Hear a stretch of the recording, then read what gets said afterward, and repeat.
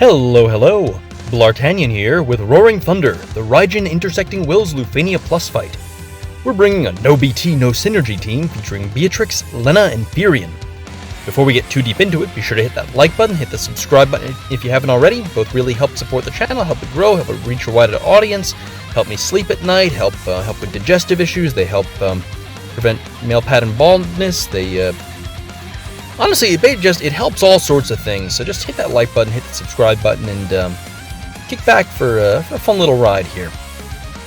So at this point, you've probably played through this fight once or twice, I don't know, maybe even 3 times if you're feeling saucy. I see you cross 13 doing 3 runs of the fight. I see what you did there. So you probably nothing new here, but we're bringing a pretty classic and solid, safe off-turn damage team, so I wanted to try that. It's an interesting way to check the orb, modestly creative way to do so. The orb, of course, is either paralysis, which we're not doing here, or increased HP damage through a debuff, which we are doing. Originally, I brought Orin for this team because he actually brings his own HP damage up debuff, so that's perfect. But I was like, you know what? I want to use my 5 out of 5 sword ultimate weapon, so we're using Furion. Sorry, Orin, get bent, you old dead guy. Respect to all Final Fantasy X fans out there, of course. Other than that, we're bringing Beatrix, because Beatrix is the greatest, and Lena. Lena helps us avoid those scary Cypher debuffs that are one of the more annoying pieces of the fight. And Beatrix, of course, has a bunch of counterattacks, and the sweet, sweet Holy Knight Safeguard to keep us safe from those scary Bloodfest pluses. And I guess technically regular Bloodfest too.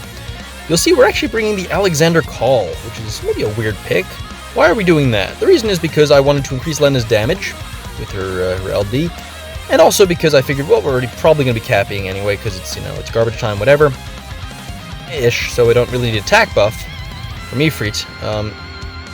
And I figured, in all likelihood, we're probably going to be rushing the thresholds hard. We're going to have so much off-turn damage going on here that I'm certain we're going to blow past Cypher's thresholds when Beatrix doesn't have Holy Knight Safeguard up, and that's going to suck. Specifically because it's going to put Furion into minus skills. It's going to put him below 50% health in all likelihood, and that'll turn off the minus version of his skills, and then I have to use his AA, and wouldn't it be easier if I just brought a whole bunch of HP? As you can see here, that whole theory about keeping myself over 50% HP didn't work out because, goddamn, Bloodfest Plus does do a lot of damage if you don't bring mitigation. We didn't bring mitigation per se, but we did bring some brave, well, I guess we brought some brave damage mitigation with Beatrix, and a whole bunch of HP through Lena and Alexander, which enables us to survive when the counterattacks are so robust on these squishy targets, they have like no hit points, that we have no way to get Beatrix in position to keep us safe. So that was the thinking there. I spent half this video talking about why I used Alexander. For the record, yeah, any summon would have worked here. Ifrit probably would have been best because the Hellfire buff would have meant that this would have been an incredibly mondo damage burst phase, but still, any Divine Summon is going to give us that sweet HP damage increase, or limit increase, I should say. That was a pretty sweet launch, if I do say so myself, off the Clim Hazard. Of course, we're going to go ahead and hit with the, whatchamacallit there, with the Cyan Call. Why the heck wouldn't we? We're going to blow Cypher up right here,